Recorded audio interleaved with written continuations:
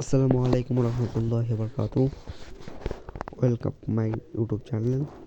আজকে আমি সপ্তম শ্রেণীর কাবুলিওয়ালা গল্পটি নিয়ে একটু আলোচনা করব, যেটি লিখেছেন রবীন্দ্রনাথ ঠাকুর, এবং এই কবিতার যে কিছু সাজেশন তাদের জন্য দিয়ে দেবেন ইনশাল্লাহ। তো কাবুলিওয়ালা গল্পের মেন হলো কাবুলিওয়ালা, অর্থাৎ কাবুলের অধিবাসী। কাবুল হলো আফগানিস্তানের রাজধানী, যেমন আমাদের বাংলাদেশের রাজধানী ঢাকা। তো একদিন কাবুলিওয়ালা একটি বাড়ির পাশ দিয়ে হেঁটে যাচ্ছিল। তখন 5 বছরের একটি মেয়ে মিনি, যার নাম হলো মিনি, সে তাকে দেখতে পায়। সে তখন হলো আগডুম বাগডুম নামে একটি খেলা খেলছিল, এবং সে তাকে দেখে দ্রুত জানালার পাশে ছুটে যায়। সে কাবুলিওয়ালাকে দেখে একটু ভয় পায়, কেননা কাবুলিওয়ালার বেশ, অর্থাৎ চালচলন তার বেশ পোশাক, এইগুলো দেখে একটু ভয় পায় যে সে পাগলি পড়ছে। অনেক বড় একটা, তার এত বড় দাড়ি, তারপরে হাতে আবার একটা বাক্স, যার ভিতরে আঙুর ইত্যাদি রয়েছে। ইত্যাদি আমরা একটু বলে বুঝতে পারবো। এরপরে সে তাকে ভয় পেয়ে চলে গিয়েছে। কিন্তু একদিন মিনির বাবা দেখতে পায় যে মিনি কাবুলিওয়ালার সাথে একসাথে বসে কথা বলছে।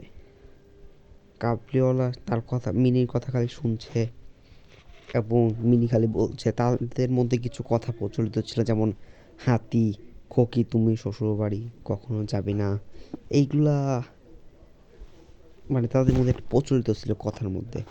এবং কাবুলিওয়ালা মিনিকে প্রায় আঙুর, কিশমিশ ইত্যাদি দিত।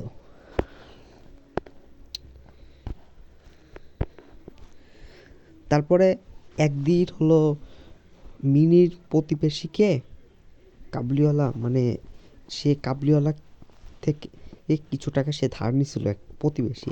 কিন্তু প্রতিবেশী সময় মতো টাকা দেয়নি, এবং কাবুলিওয়ালা টাকা চেলে সে অস্বীকার করে। তারপরে এক পর্যায়ে তাদের সাথে হাতাহাতি হয়, এবং এক পর্যায়ে কাবুলিওয়ালা তাকে ছুরি মেরে দেয়, পর তার কারাদণ্ড হয়। কয়েক বছর কারাদণ্ড হওয়ার পরে সে একদিন চলে আসে, কিন্তু সেদিন ছিল মিনির বিবাহ। সে আর আগের মতন ছিল না দেখতে, দাড়ি সব বড়, তার আগের মতো শরীরের তেজও ছিল না। সে আসে মিনির বাড়িতে, কিন্তু মিনির বাবা তাকে দেখে অনেক রেগে গিয়েছিল যে এই শুভ দিনে সে এসেছে কেন। কিন্তু শেষ পর্যন্ত গিয়ে কাবুলিওয়ালা তার সকল মনের দুঃখ বলে, যে তারও একটি লড়কি আছে, অর্থাৎ একটি মেয়ে আছে। সেই মেয়ের কথা ভেবে সে মিনিকে আদর যত্ন করে এবং ভালোবাসে। এখন আরেকটা মেন কথা আমি এটা বলতে ভুলে গেছি, এটা হলো যে মিনির মা ছিলেন অত্যন্ত সংকীর্ণ স্বভাবের লোক, অর্থাৎ অনেক,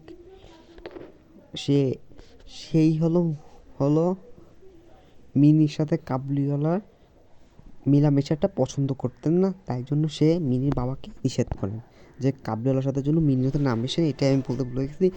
এখন মেন জিনিস আমি একটু শব্দ করে দেখি যে দাঁড়ানো শব্দের উচ্চারণ বেদ। কাবুল আফগানিস্তান রাজধানী।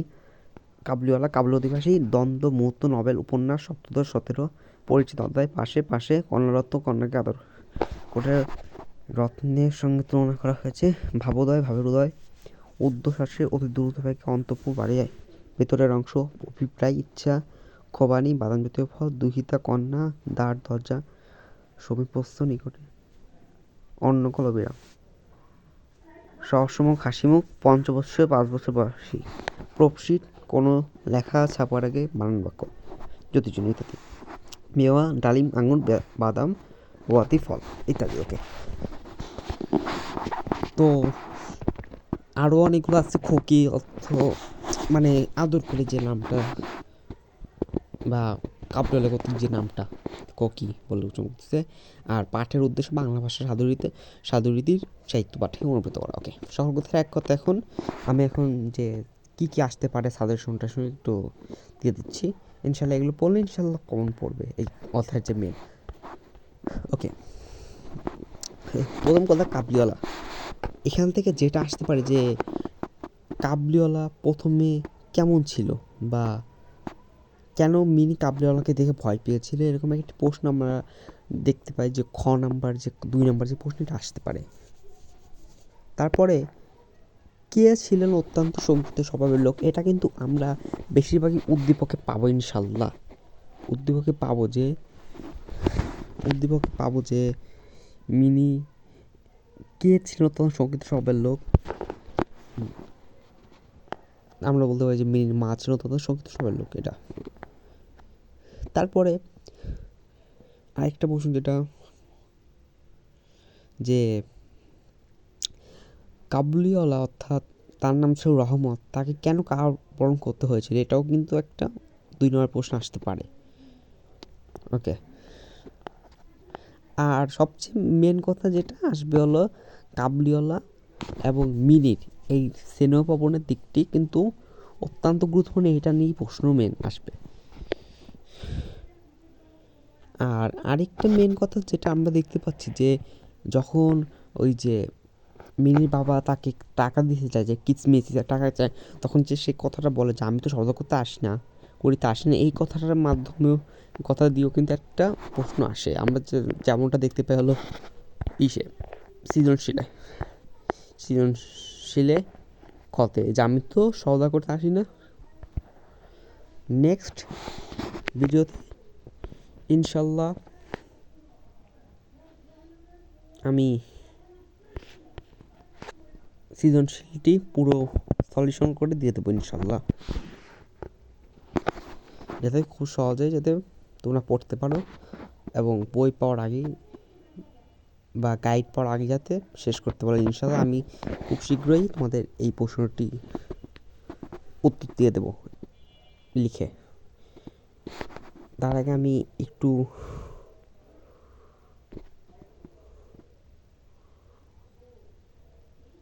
বলতে পারি,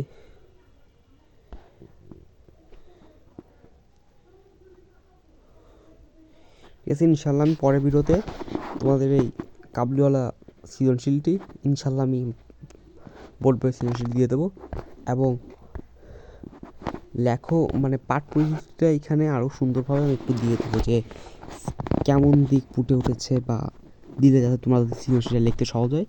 তো সবাইকে ধন্যবাদ, আসসালামু আলাইকুম, এবং আমার চ্যানেলটিকে অবশ্যই সাবস্ক্রাইব করে দিও এবং আমার সাথে থেকো। সবাইকে ধন্যবাদ, আসসালামু আলাইকুম।